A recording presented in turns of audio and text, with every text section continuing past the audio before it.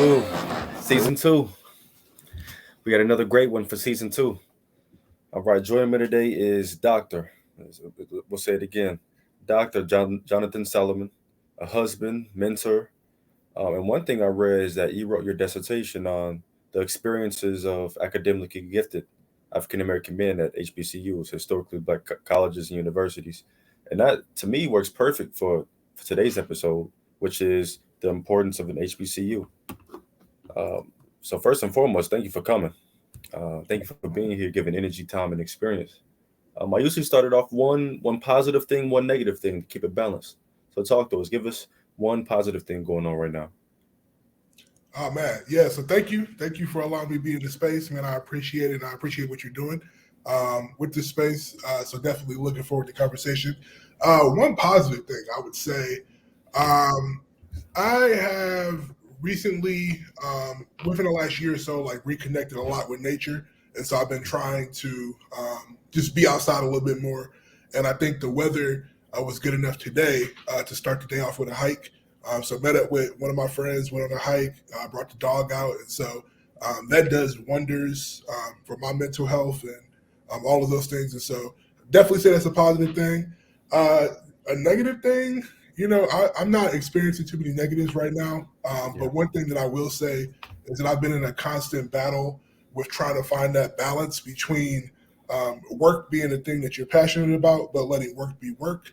And so not allowing work to bleed over into personal life and finding that balance. And so I think it's something I'm doing a good job with right now.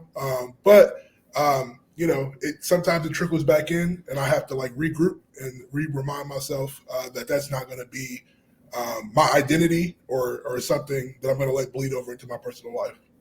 Yeah, that's. I'm glad you brought that up too. The mental health, mental and emotional health, because that's the foundation of it all, in my opinion. From the coping skills to the affirmations you tell yourself, as well as how you get through, tumultuous times and traumatic times. So Absolutely. that's. I'm glad you shared something that somebody can take in is nature, reading, writing, cooking, having conversations like these, drawing, whatever you have and you enjoy, is use it to your benefit. Okay, the topic we said HBCUs, but what is it? What is an HBCU? Yeah. So this is a topic that's near and dear to my heart. And so HBCUs, you probably have heard the term, but it is an acronym for Historically Black Colleges and Universities. And so these are institutions that were created during a time when Black folks. So first off, Black folks have always believed in education. It's been something that's been central to the being of who we are. But we were at a time in our country where Black Americans could not gain admission into colleges and universities across the country. And so they were created as institutions that would be for Black people so that they didn't have to admit us into what we call as predominantly or historically white institutions. And so got very humble beginnings. There's over 100 institutions that are still active right now all across the country. But yeah, they began as places where Black people can pursue higher education, be in community with each other, and really kind of experience that training to go out and be better humans, better prepared for whatever fields they wanted to go into, all of those things. That's excellent. So now let's talk to the sophomore, eighth grader, maybe the senior in high school. They have options. They say, I want to maybe entrepreneurship, maybe getting my a trade, or I could go to a college. So they say, I understand what it was, the HBCU, historically black. I understand what it was, but with it being 2022, why should I go to it? Why is it important to me? That's a great question. So I think my first point of advice that I would give somebody, who's exploring their options at that point, is to continue exploring your options. Really trying to get a good sense into what the things that you feel strongly led to, what you feel passionate about, and those things change over time. But I think it's important to continue doing that, specifically in terms of HBCUs and why they would be important to look into for somebody who's in high school. Um, these are, I think, when it comes to college, like if you're looking for an experience where you're going to be academically prepared, you're going to get the credential that you need. A lot of times when people are thinking about, oh, I want to be in this field of work, or if I'm thinking about business and I want to be an entrepreneur in the future, that there's a certain level of training that a college degree offers, and I think that it also speaks to your ability to commit to something, and I think that's still important within the workforce at this point. And so, being able to find an institution that is going to prepare you academically, but also I think HBCUs have really been known for like preparing folks academically, but also having that social push that is important. And so being immersed in our culture, seeing people that look like us be successful, struggling alongside people and building community in that type of way. And I think for me, so I'm originally from Cleveland, Ohio. I graduated high school in Los Angeles. And so back in Cleveland, most of the schools I went to were Black. And so like I never really kind of like considered race as a big thing because I was surrounded by Black people. It was just like, oh, this is just who we are. And when I moved to California, it was a much more diverse environment. I started to think about, okay, I can feel when I stand out as being Black. And at that time was in a gifted and talented program, was playing sports. And so all of those things were salient. But when I when I went off to LANGSTON University in Oklahoma, and I went on a football scholarship, I think arriving on campus, I immediately was able to kind of see that, the professors were Black. And these were folks who were allowing me to use their car to go to the store. These were folks who, if you were not showing up to class or you were not, putting forth your best effort in ways that they knew that you could, they were going to push you a little bit more. And as someone who graduated from both an HBCU and a PWI, 2 PWIs after that, it was just a different experience. And I think that was something that I needed. And a lot of us need like that. That you're going to get the academic preparation and that you're going to get a social life. But having people who are invested in you and look like you so that that the things that you're aspiring to, they are believable because you see it firsthand. You see these folks doing it and being it. Oh man, you mentioned it, representation, because a lot of things we see, a lot of things we do, we see before. And so to that child, because I grew up on LANGSTON's campus, and to show how small the world is, you used to actually be my upper bound counselor.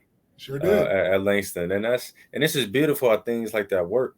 So just for me looking at it, and this is me talking to that senior, to that 8th grader, I've went to both as well, and this is how I would describe it. The HBCU is more of a community.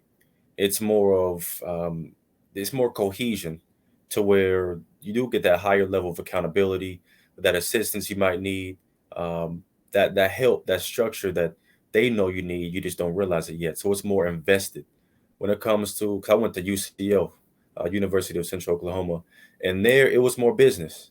It was a little bit more paperwork, intentional, to the point.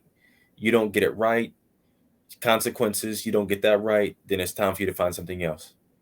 Whereas LANGSTON is, well, let's have a conversation about it. Let's be a lot more invested, because UCO was still invested. Don't get me wrong, but it's a different feel, texture to it.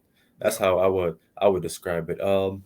So you got to LANGSTON, but what made you champion it? Because you can write your dissertation over anything, but you champion the HBCU. So explain to us why. Yeah. So my dissertation. So just for folks who maybe aren't super familiar with like dissertations, so I recently completed my PhD. So I got a doctorate degree in education, and my dissertation, the book that you have to write at the end, the title of it is, gifted. It really focuses on academically gifted Black men at HBCUs. And I think some of that came from my own experience, being someone who, as a youngster, had experience being in gifted and talented programs, and counselors and teachers not really talking about HBCUs, or if they did, it was always in a negative light, as in being less than. And so really having to make my own decision and figure out, look at resources in my own way because it wasn't being taught at my school. And so when I got to my campus, the experience I had at LANGSTON really was foundational to who I am at this point. And so coming in as someone who I knew that I was already academically strong, and so that I was looking for a challenge in the classroom, just to kind of be prepared. But some of the things that I didn't know, like we didn't talk about what it meant to be Black and like how you show up as a Black person in different spaces. And I think what I was able to get out of the LANGSTON experience as being a student leader, representing the university as a student athlete, and then after my athletic career ended, being highly involved in student government and some other organizations on campus, I was really able to get mentors and hear from folks about how, like being Black, we don't have to operate in a deficit model. A lot of times when I'm on campuses, and I've worked at historically white institutions too, a lot of the times the feel from folks is that like, oh, we're Black, we got to work twice as hard. We benefit from handouts and all those types of things. And I don't think that that's something that is like happening everywhere, but a lot of times in the spaces that I was a part of, that was happening. And I think at LANGSTON, it really taught me that because we've entered these spaces, because we like work at these businesses and we've gotten jobs and placement, we've worked twice as hard to get there, so that we're more deserving than anyone. And so this whole concept of imposter syndrome is something that, I think we still struggle with. Like as people, everyone is going to deal with imposter syndrome. But I oftentimes reflect on my experience at LANGSTON in the ways that my professors and mentors and peers said, like, bro, like you've got into these spaces and you never got a handout to get into these spaces. Like you didn't have the family wealth to get you to these spaces. You didn't have the flashy preparation in those ways. And what that says about you is that you've worked harder than anyone else in this space. And so you deserve to be in this space even more. And I think that like having that frame of mind was something that I got at LANGSTON. And I hear a lot of time when I'm talking to other HBCU alums and people invested in HBCUs, is that those are institutions that instill that in you because we care about you that much. Like we instill that level of confidence in you, in who you are, in your Blackness, and how you show up to spaces, so that you can show up as your authentic self, and know that like that space is yours because you got there off of your merit and your accomplishments and the work that you put in. So I think that's what I immediately got when I got to campus. And it happened over time. And also it took some time for me, like once I graduated, I needed to reflect on that, because I do think that because HBCUs are historically underfunded by state governments and have to battle for resources, there were some like challenges on campus throughout my time. And so I remember like people always talking about financial aid. And I was like, where's my refund check? Like, why am I not getting that at the beginning of the semester? Like my friends who were at UCO and OU and OSU. But it took me like being a student leader, understanding why those things were happening, and that they weren't always on our institutions. We have institutions, LANGSTON was serving 75% low income and first generation students. And so there are governmental like things that happen, whereas our institutions are affected by them. But yeah, like owning all of those things and really feeling like I got to push to be confident in who I am is kind of what I walked away from after I graduated from the institution. I want you to walk us through both doors. Walk us through some of the trials and tribulations and triumphant moments of the more, I believe it was the University of Oklahoma, and then the Langston University. Kind of take us through both doors without us having to step through them physically. Yeah, absolutely.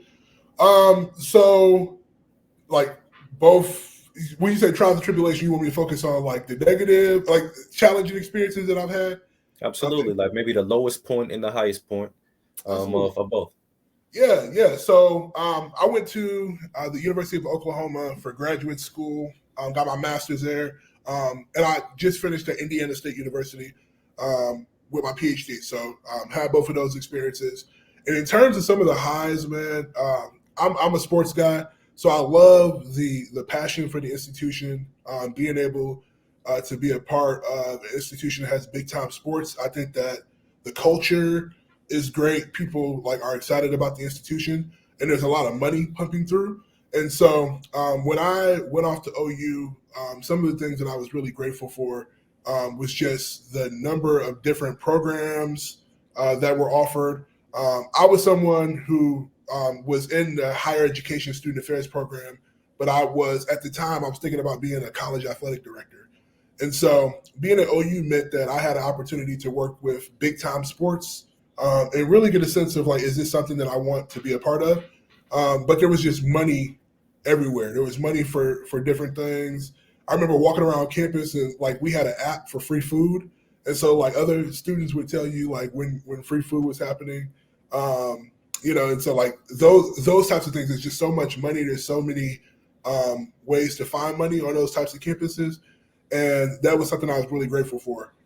In terms of some of the things that I really struggled with was my Black identity in a lot of ways. And so knowing that you're at an institution where there are not a ton of people who look like you, that historically excluded you because of the fundamental of who you are and how you show up, and just struggling to make sense with that, knowing that, a lot of times the classmates don't even know you, but don't think that you're qualified to be in that space or think that you may have got admitted into the space because of affirmative action or something like that, which Black people have historically not benefited from affirmative action, but that's another whole conversation.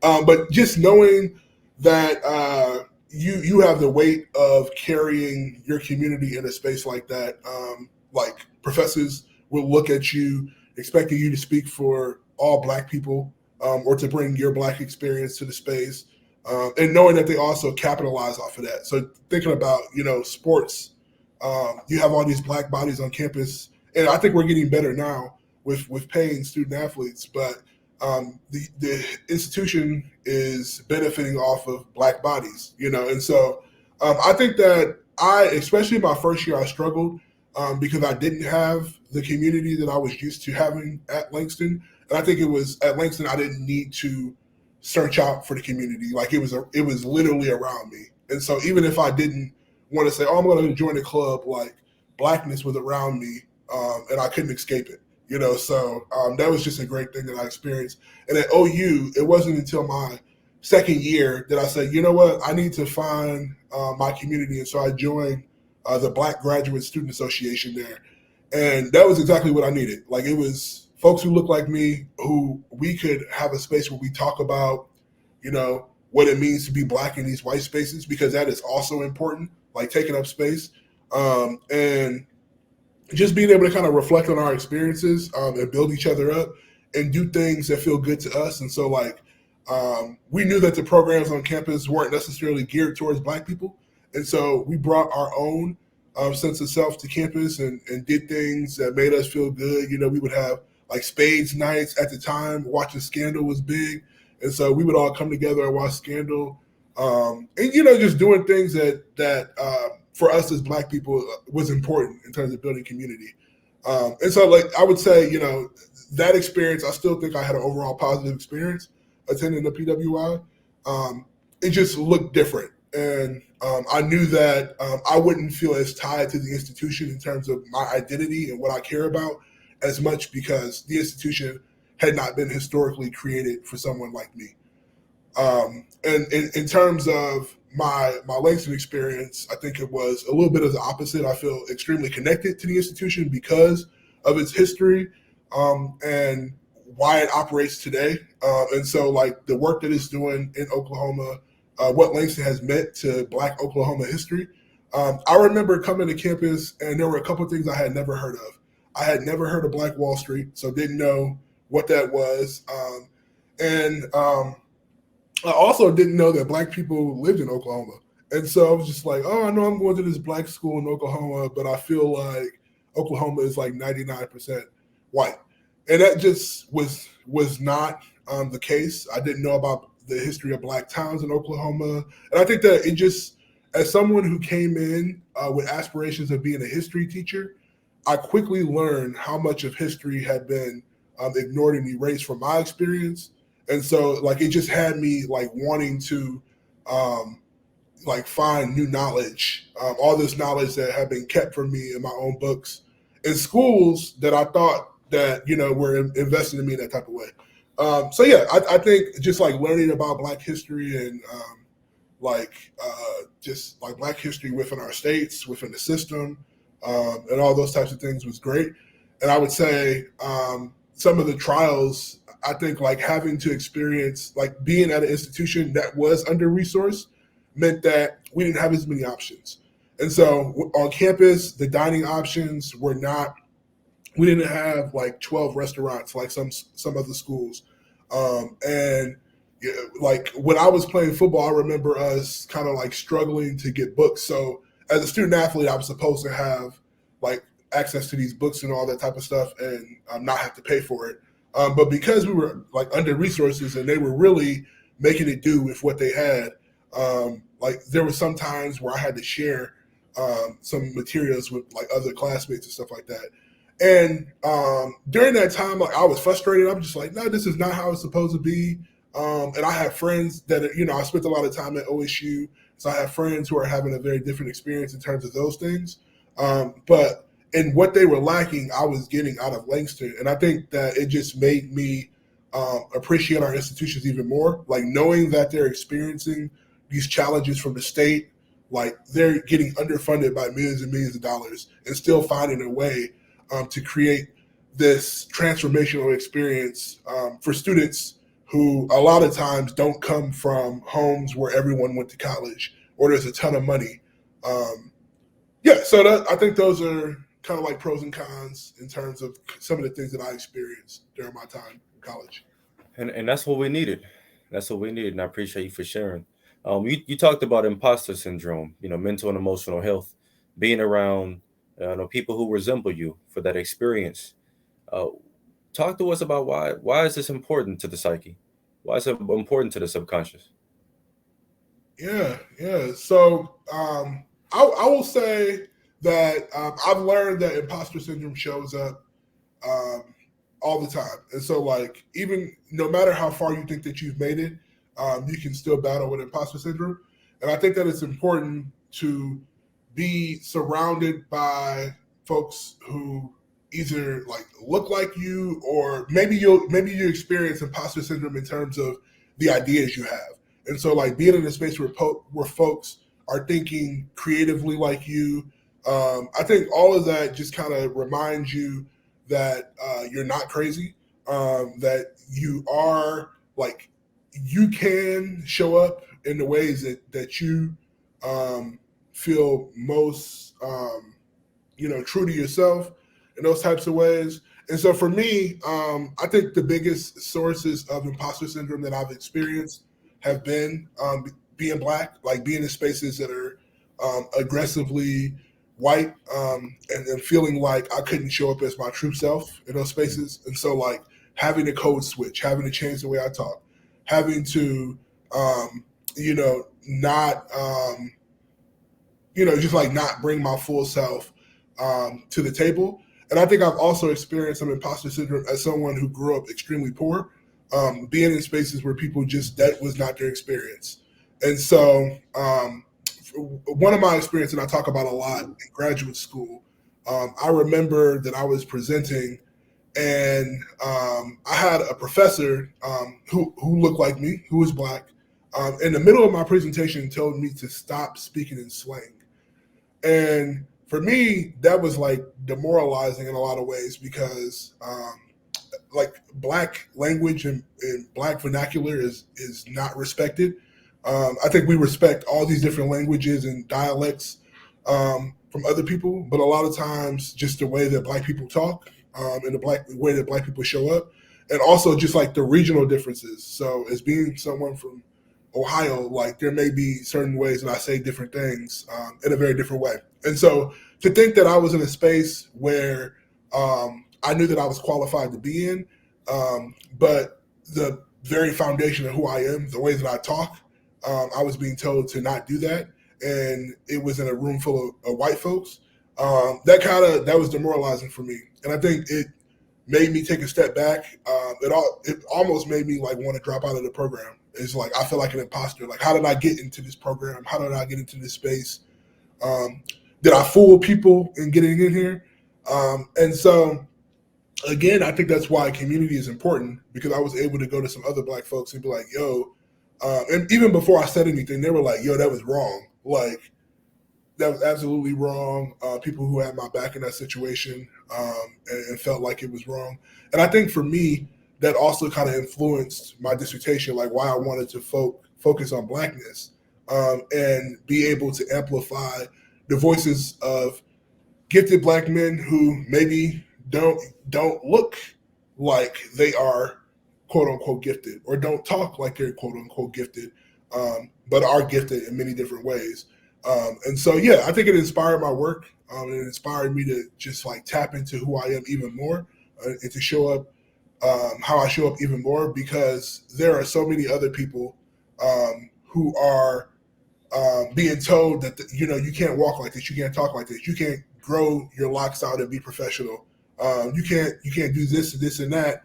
And if I can just show up as myself, hopefully I'm inspiring other people who may be having challenges to how they show up and how they present themselves, and know that you can find success, traditional success in these spaces, and still look and sound and be you fully.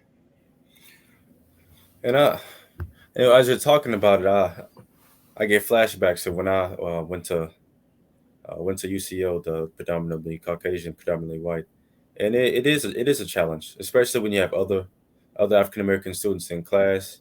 How much do you give? Do you sit in the back of the room quietly and get things done? How aggressively do you ask your questions, and how do you present yourself in class?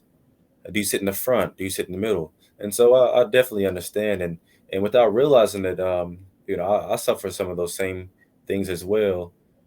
How much to give, and how often to give it is how I would sum it up. Mm-hmm. Imposter syndrome, and correct me if I'm wrong. I'm gonna put it in like a high school or middle school term.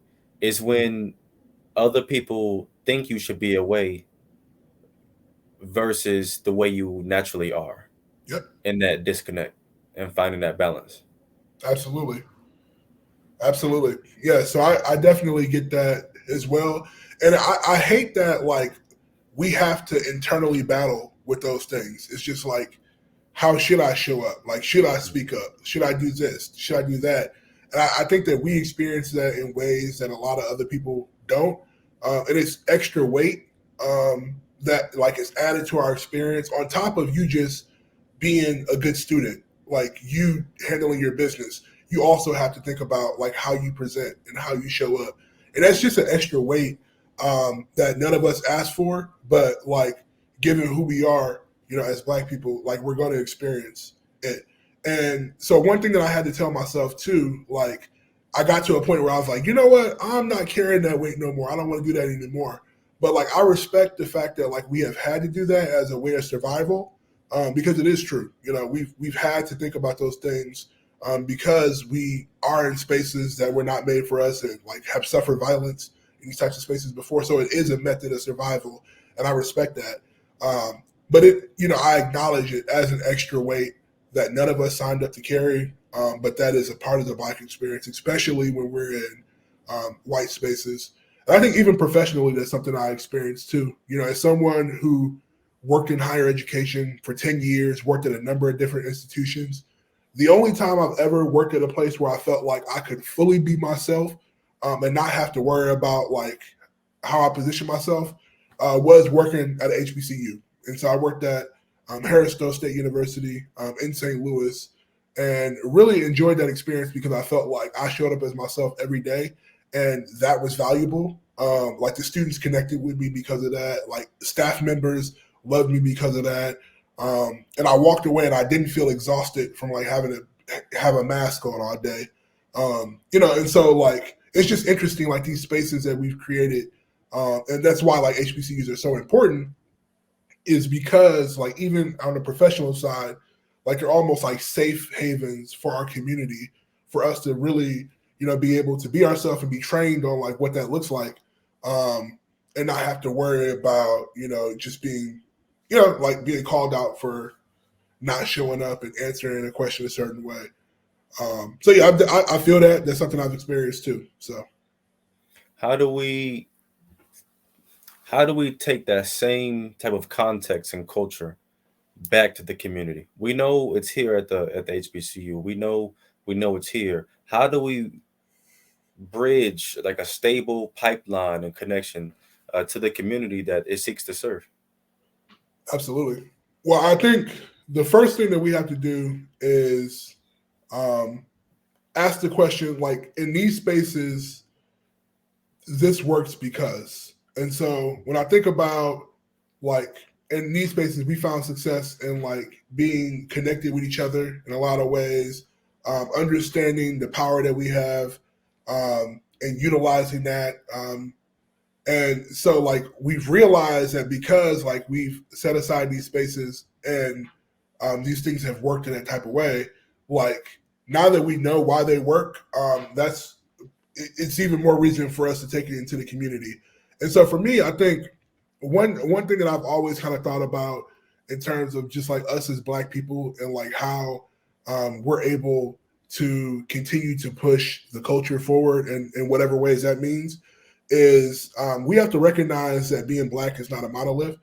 And so the way that we show up as Black people, maybe here can look completely different. And so there's a lot of diversity within Blackness, and we have to make space for that.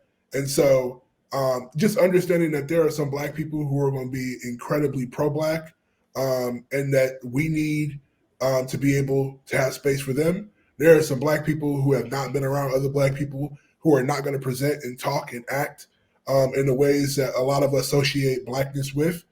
We need space for them. There are Black people, there are cisgender heterosexual Black people who present in traditional ways, and there are LGBTQ plus Black people, and we need space for all of us to come together. And I think that's one of the things that we struggle with within our community at this point, is like defining the Black agenda as something that's all encompassing and not appreciating the diversity within Blackness. Like appreciating that first so that we can all come together and love and move forward. And I say that in a way, I also want to say like I feel like us as a culture, we've done a great job of like coming together. And so there are flourishing like Black communities. There are flourishing Black businesses that that folks have invested in. There are flourishing Black cities. Like those things are here, but we don't hear about those enough. We hear about the negative stuff. And so it's almost like, we've been conditioned to have this deficit mindset to think that, being Black means something negative, or like we're not doing or we're lacking. And that's not the case. And so I think the reality of the matter is like understanding that we are not lacking. How do we amplify Black folks that are doing great work? You're doing great work. There are a number of even in the state of Oklahoma, I'm thinking about, there are a number of fantastic Black businesses that are having a lot of success. Like, how do we continue to support those movements? And like while doing that and while supporting the things that are, that are having a great amount of success, acknowledging where our shortcomings are, and working on those to continue bringing them up. And so there's still a super high number of Black folks who live in poverty and experience, poverty as it is. And that's a structural issue in the United States that goes much deeper than us as Black people just saying, oh, like, we can't live in poverty no more. Like, this country is literally created to benefit off of Black bodies and to keep us in poverty, And so, like, working on a structural front, like from elected, working to support Black elected officials who have Black issues in mind, and like continuing to push, supporting them in their fight because they are fighting a racist system, And just like acknowledging that as something that's important, I think it's going to be important for us to be able to continue, like pull some of what is happening on HBCU campuses, all this, excellence and greatness and all these things to continue to happen within our community and outside of those spaces. Because, honestly and truthfully, Black people need to be everywhere. We need to be in all different types of spaces, and there's room for Black people to be everywhere. We just have to celebrate that even more than we do now. Yeah. I mean, you touched on a lot there, from the public officials who have our best interest.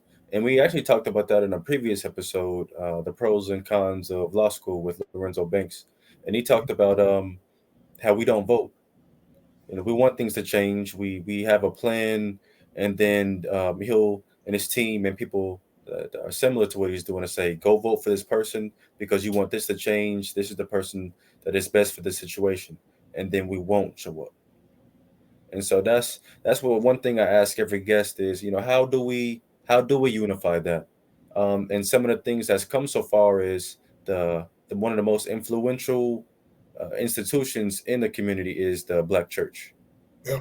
So somehow getting with them, having that conversation within that context, and then the entertainment as well, the music, the videos, the films, having a quote. I was told you can tell somebody why they're wrong for 30 minutes, or you can tell somebody why you're right for 30 minutes. So to provide the solution instead of pointing out that this is wrong for the same amount of time. And so that's what I'm learning to do now. Be with music is a huge catalyst, especially for the younger generation, to kind of introduce different, exactly what we're saying now, except over a beat that they rock to. And Mm-hmm. so these are the types of questions that I'm asking. These are the types of things that I'm seeing. You said something. I've championed the Black inferiority complex, in combating it. You talked about how the phrase, the feeling of African American Black is almost a slight. It's almost a negative term, a derogative term. I want you to explain to people from your educational experience, what is the Black inferiority complex? Yeah. So to me, and I think we all probably experience it in different ways. When I think about the Black inferiority complex, I think about really like growing up being told that Black was negative, that being Black meant that you were less than.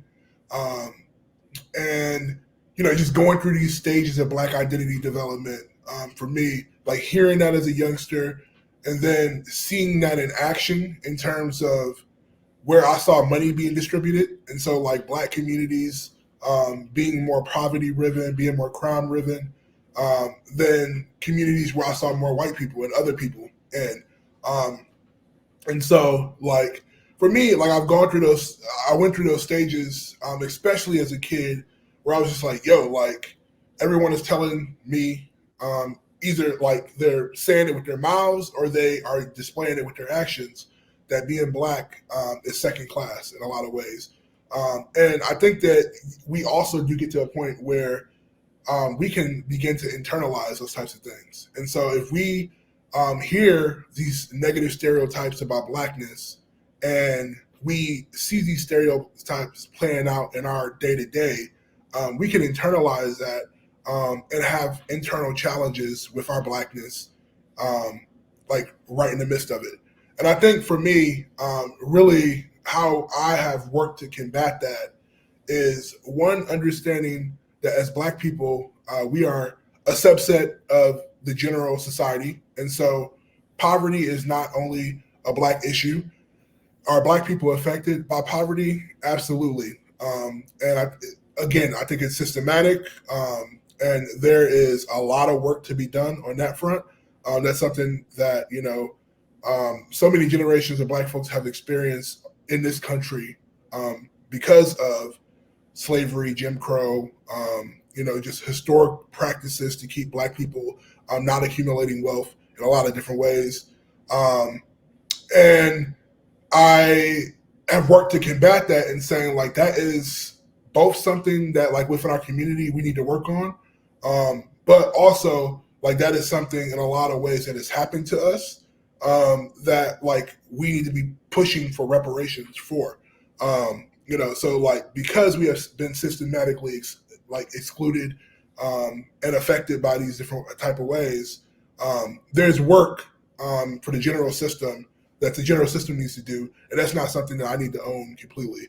And so, yeah, I think for me, it's just like these messages, it's media, it's what we've experienced as Black people, hearing and seeing that Black is second class, that it is not great. It's associated with negativeness, and the ways in which when you hear that so much and you see in your personal spaces some of the negative stereotypes that people are saying, you can begin to internalize those things and feel that way about your Blackness. And a lot of times I see it show up in the ways that, we show up, like us not appreciating and loving like Black features. And so like beauty standards, it's associated with, like, I remember growing up, and especially for young Black boys, and that's a whole other conversation about like masculinity and learning masculinity and manhood. But like your attraction begins to be something that is not Black. And so I remember as a youngster, it's just like, oh, like I want something exotic, or I want something, closer to white, because for me, I've been conditioned to think that means success, that means money, and not even realizing that like my own thoughts have become anti-Black, and I'm disassociating my humanity because of what I've been conditioned to think means something greater. And so that's something that I've also championed, is like beginning to have those conversations within our community, to ask ourselves, like, why do we think like that? When did it first happen? So that we can really uncover the reasons why those thoughts have come up, so that we can move better together as a community. And so I think that's just something in terms of Black inferiority complex that has definitely shown up in my life. And I think that the more that I've moved away from that and realized like what Blackness truly means, and how resilient we've been, and how powerful we are as a people, and how beautiful we are as a people, how intelligent we are as a people, and all of those things, the true essence of Blackness, it has made me appreciate being Black even more. And I think that's why being Black has been like my salient identity. It's the thing that I'm attached to most, because I know that it's something that folks have actively worked for me to hate. Like society, the media has actively wanted me to hate the very fiber of who I am. And that's why I love it so much more, because of how resilient we've been to really understand like what Blackness truly means. And it starts with conversations like these, to where you start to address the trauma. I feel like that's a major key. How do we support our HBCUs? Do they need money, volunteers? Do they need advocates to write the state legislators on their behalf? How can we support this institution that means so much to us in our progress moving forward?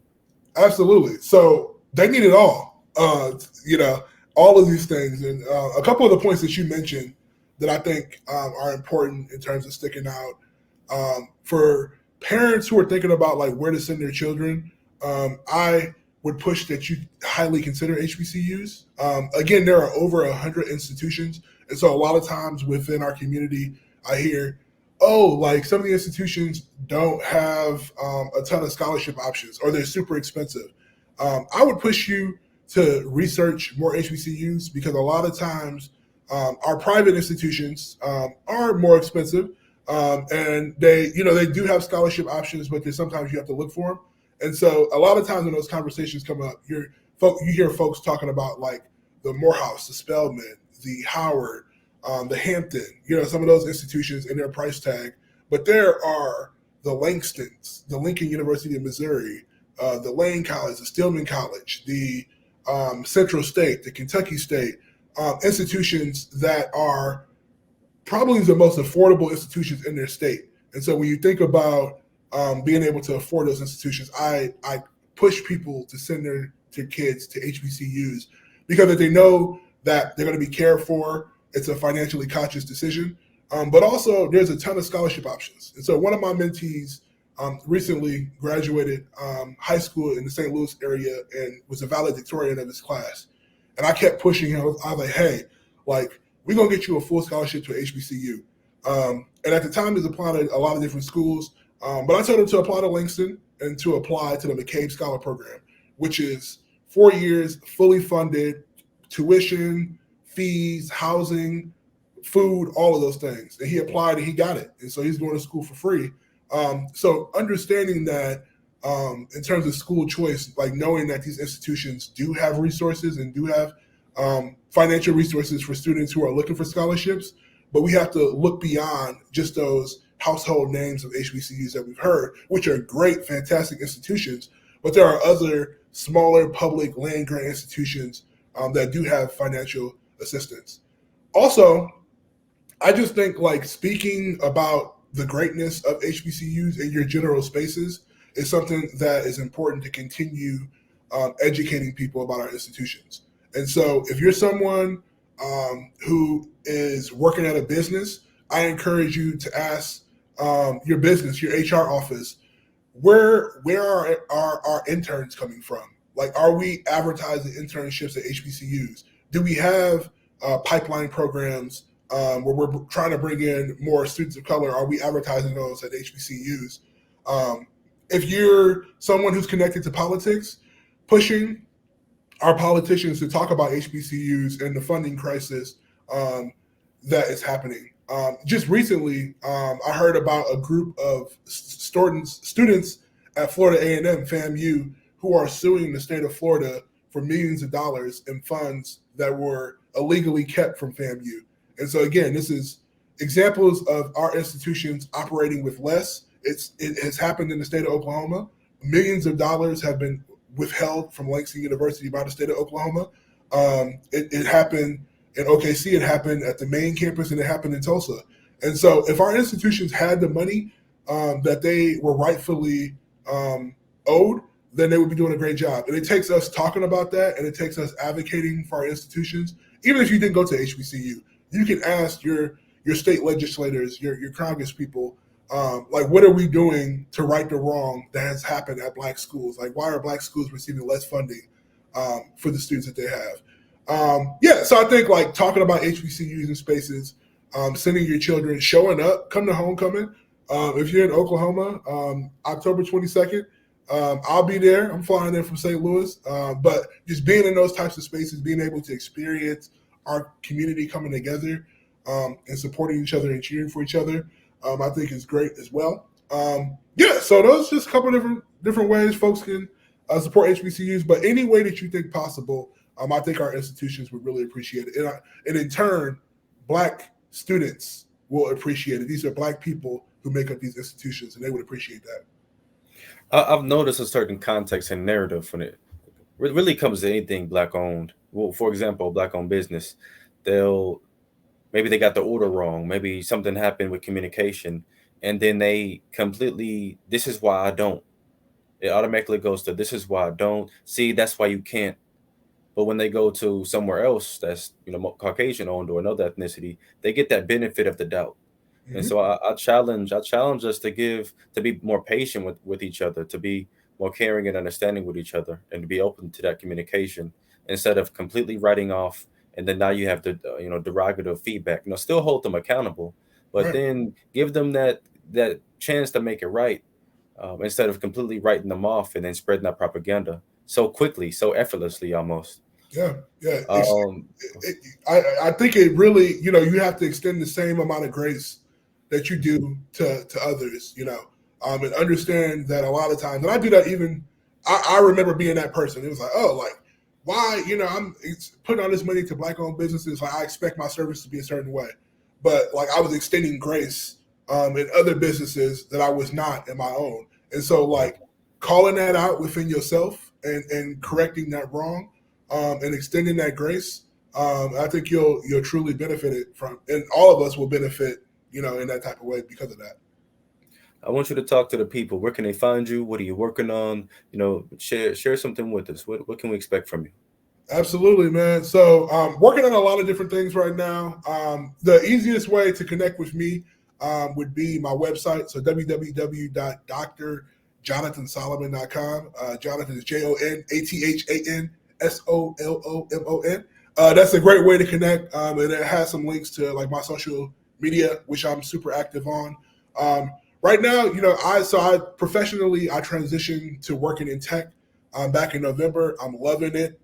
So I've been working from home, doing some great work in terms of helping HBCUs and other minority serving institutions understand how the use of technology could really help them in leveling the playing field and providing great outcomes for their students, especially those who are historically marginalized, students of color, in those types of ways. I also do a lot of consulting, and so helping companies, others talk about diversity, equity, inclusion, and justice, and what that means, and what it means for different spaces, but also just like anti-racism tactics and how we utilize them at different corporations, businesses.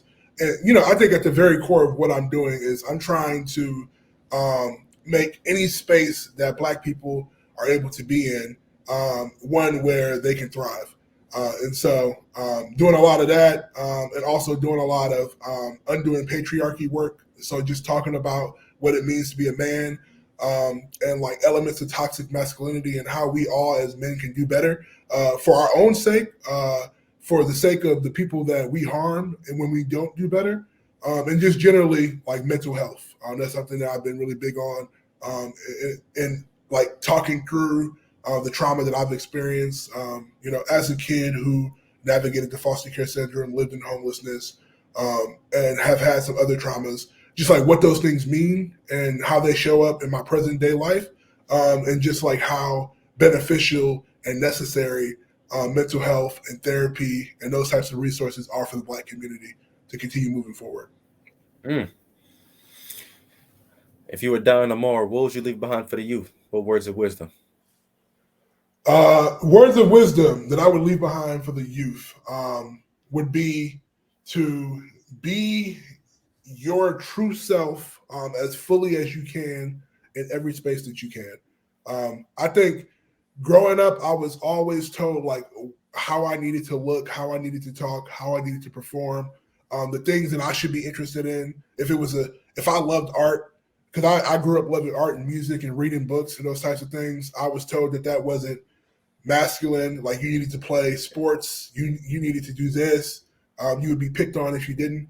I would say if there is something that you really enjoy, stand 10 toes in that, and know that there's a space for you there, and make whatever that is that you love doing like integral to your life, whether it be that be your career or whether that be the thing that just brings you joy outside of work the most that you can invest in. And so, yeah, man, show up as you, whether, however it is that you want to. You see, I got my locks down for today's recording, and that's how I be at work and just waiting for somebody to say something. Because I can come back. I got you in these times and days. So yeah, that's what I would lead to the youth is just be yourself fully. Oh, what would I tell them?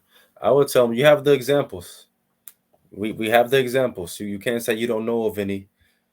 You can't say you haven't seen any. You were looking at one right there.